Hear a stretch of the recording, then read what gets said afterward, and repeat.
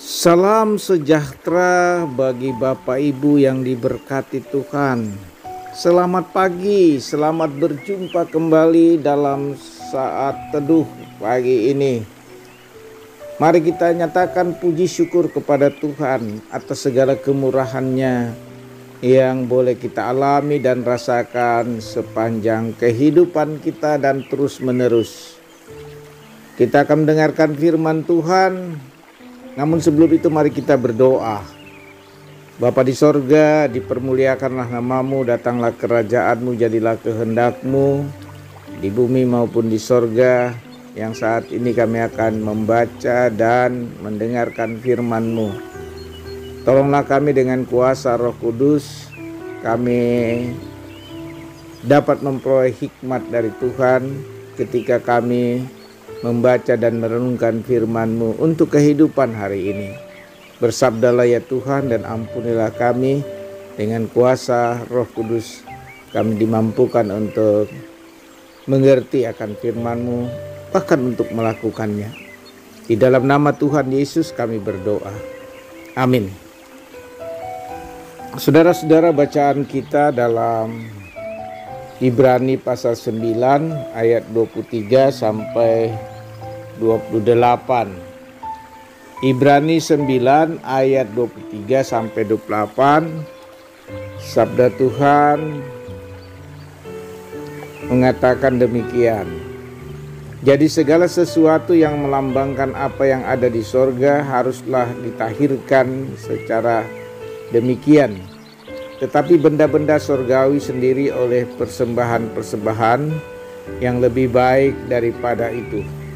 Sebab Kristus bukan masuk ke dalam tempat kudus buatan tangan manusia, yang hanya merupakan gambaran saja dari yang sebenarnya, tetapi ke dalam surga sendiri untuk menghadap hadirat Allah guna kepentingan kita. Dan Ia bukan masuk untuk berulang-ulang mempersembahkan dirinya sendiri sebagaimana imam besar setiap tahun masuk ke dalam tempat kudus dengan darah yang bukan darahnya sendiri.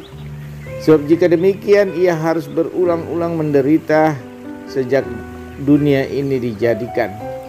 Tetapi sekarang ia hanya satu kali saja menyatakan dirinya pada zaman akhir untuk menghapus dosa oleh korbannya.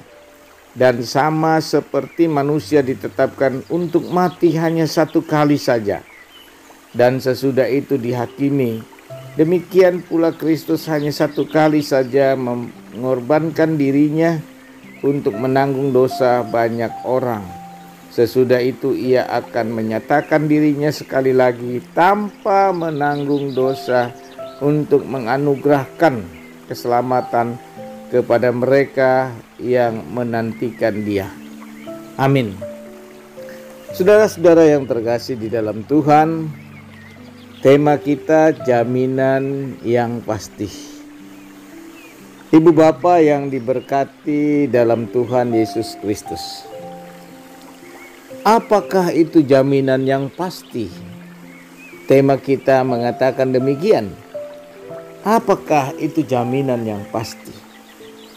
Saudara-saudara, yang jelas tema ini akan berbicara tentang pegangan hidup yang terkait dengan satu kebenaran dan pengharapan bagi orang-orang percaya yang terkait juga dengan fakta yang jelas, bukti dari satu kebenaran yang menjadi pegangan hidup kita. Demikian jaminan yang pasti itu.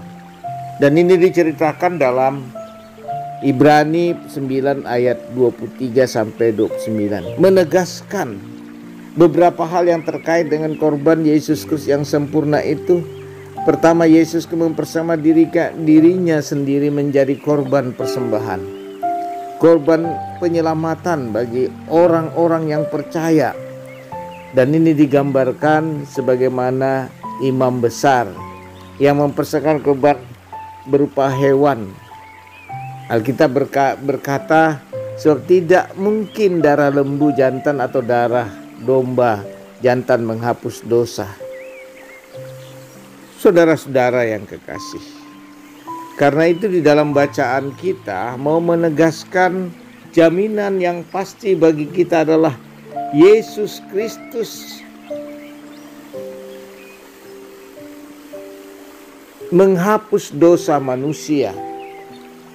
Dan itu dilambangkan dengan apa yang dikatakan tidak masuk ke ruang kudus buatan manusia yang baru, sebatas simbol, tetapi belum menjadi kenyataan seperti yang dilakukan para imam besar. Tapi Yesus Kristus telah masuk ke surga yang merupakan ruang kudus yang sempurna. Di sana ia menghadap Sang Bapa untuk menjadi jaminan orang percaya. Dan inilah jaminan yang pasti. Di dalam Yesus Kristus mempersembahkan dirinya sendiri sebagai korban persembahan. Sekali lagi untuk selama-lamanya. Saudara-saudara yang kekasih, Yesus Kristus adalah korban persembahan yang sempurna, yang tak bercacat demi untuk menebus umat manusia. Hanya dengan pengorbanan Yesus Kristus melayakkan kita sekaligus menjadi jaminan penebusan dan pengudusan umat manusia. Dan itu yang dimaksud jaminan yang pasti bagi orang-orang percaya. Karena itu yang menjadi pegangan bagi kita adalah perlunya kesetiaan dan kepercayaan yang sungguh kepada Yesus Kristus dalam seluruh hidup, termasuk dalam praktek hidup kita. Jadi jaminan yang pasti ini menyangkut dengan praktek hidup kita yang terarah kepada Yesus Kristus. Saudara-saudara, pengudusan itu menjadi jaminan yang pasti untuk keselamatan setiap orang yang percaya kepadanya. Karena itu, mari kita yang percaya, yang saat ini tetap setia kepadanya. Dalam kesetiaan itulah kita menampakkan bahwa hidup kita ada jaminan yang pasti. Apapun yang kita alami, penderitaan, sakit, penyakit, dan lain sebagainya, kita percaya ada jaminan yang pasti untuk hidup bagi orang-orang yang percaya di dalam Yesus Kristus. Oleh karena itu, saudara-saudara, yakinkanlah dirimu dalam segenap hidup. Apapun yang kita alami dan rasakan, kita percaya terus bahwa Yesus Kristus menjadi jaminan yang pasti untuk hidup yang kekal bagi setiap orang yang percaya kepadanya. Hidup di dunia sementara, tapi jaminan yang pasti di sorga hanya ada satu nama, Yesus Kristus Tuhan. Amin. Mari kita berdoa. Segala puji syukur kepadamu ya Allah, bahwa jaminan yang pasti hanya di dalam Yesus Kristus. Tuntunlah kami senantiasa dengan kuasa Roh Kudus, sehingga perjalanan hidup kami berpegang pada jaminan yang pasti itu. Ampunilah kami ya Tuhan, di dalam nama Tuhan Yesus kami berdoa. Amin. Terima berkat Tuhan. Tuhan memberkati engkau dan melindungi engkau. Tuhan menyinari engkau dengan wajah-Nya dan memberi engkau kasih karunia. Tuhan menghadapkan wajah-Nya kepadamu dan memberi engkau damai sejahtera. Amin. Selamat beraktivitas. Immanuel. Amin.